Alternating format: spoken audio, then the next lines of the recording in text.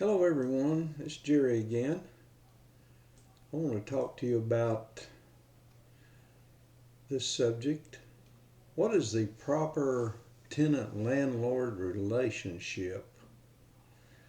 The first time someone refers to you as a landlord, it will probably sound a little strange. To me, it brings up images of old Robin Hood of Sherwood Forest, the old TV series where the peasants were always being taken advantage by the rich landlords and the sheriff of Nottingham. That's a long time ago. Unfortunately, the word landlord still brings up a negative image in some people's mind that you are out to take advantage of them so you can become richer. Well, part of this is true about you becoming more wealthy, but they are seeking shelter that you are providing, and the free market determines the price in the final analysis, not you.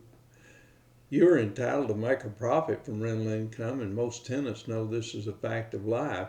Without profit, you're out of business. I have a pretty short course dealing with tenants. Be friendly but firm. Never give them a hint that you might be negotiable, even though you might be. You can always go home, sleep on it, talk to your partner or your wife about it, and then make a decision later. They're more detached from the situation, so they might be more objective. At times, a tenant might want to test the waters with a simple request like, I would like to paint the kitchen in a brighter color, so can I do that? Well, the tenant doesn't consider the problem of interior paint matching after they move out. Otherwise, you would be forced to match the paint for repainting or to cover over it. Do you want to chase around town trying to match a paint color? I don't. Do you want to store 16 different gallons of paint all in different colors? I don't. So even the simplest request might leave you with a situation you hadn't thought of before. You can't let tenants complicate your maintenance and repair process with these simple requests. So before you answer, you need to go home and think about it first. Short version of my answer is this.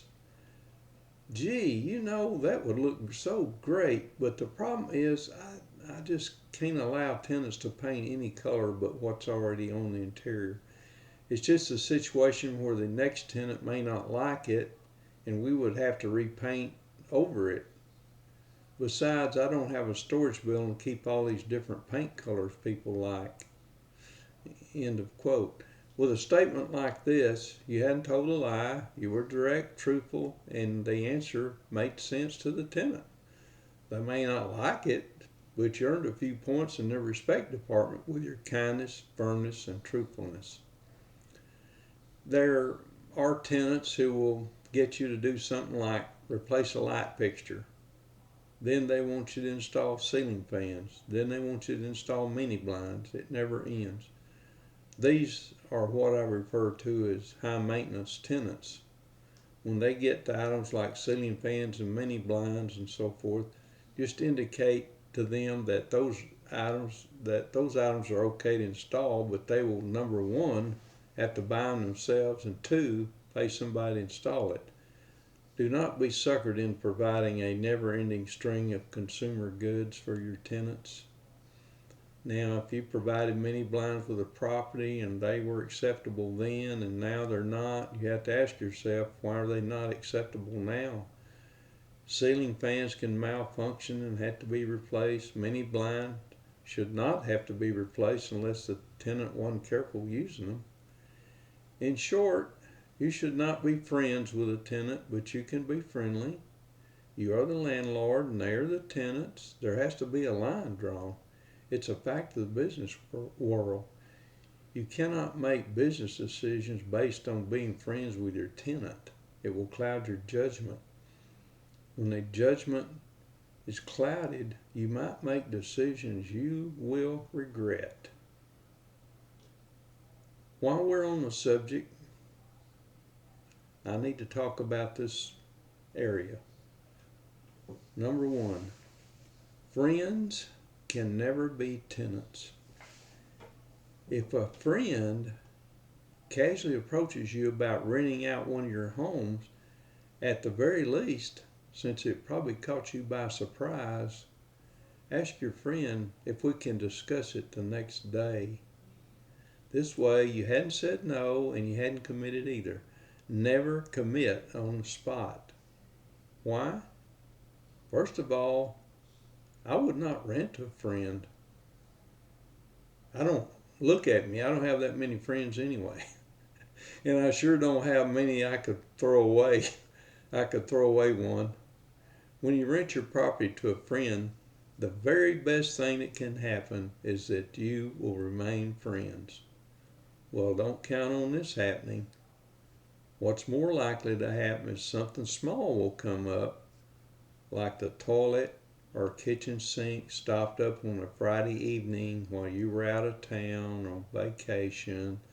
They cannot get a plumber to come out without paying an emergency fee out of their own pocket, so they blame you for the problem since you were not here to immediately fix the problem. This is just for starters. Hopefully you will not have them be late on rental payment. That really puts a stress on a friendship. Has this ever happened to me? Yes, it has. Did I lose a good friend? Yes, we did. I stress we because my wife actually lost a dear friend, and neither one of them had anything to do with it. It turned out it was between me and the husband, but it was also stressful for all involved. Could it have been avoided? Yes, it could have been avoided by not renting to them.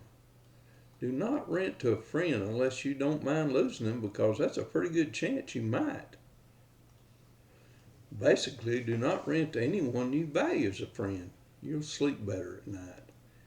If a friend asks you about renting your property, I would say something like this, quote, John, I really like you and Linda, and I want us to be friends as long as you'll put up with me, but renting a house to a friend is something my wife and I have vowed never to do.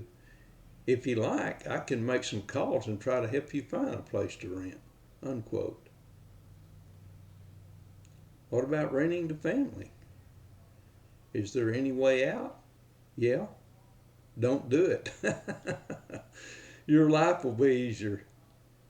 If it is your immediate family, such as your son, daughter, mother-in-law, mom, or dad, you probably don't have any choices left.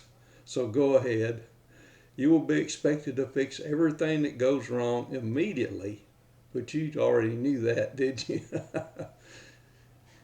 You may not know, however, that the IRS expects you to rent the property at market value, even though you might want to give your son, for instance, a break. This sort of gray area, but be careful discounting the rent too much to your immediate family. The IRS may want to subject part of the discounted rent as a gift to your son and then tax them accordingly using gift as part of their earned income. Well, that's all I've got for you this time. We'll talk later. Bye.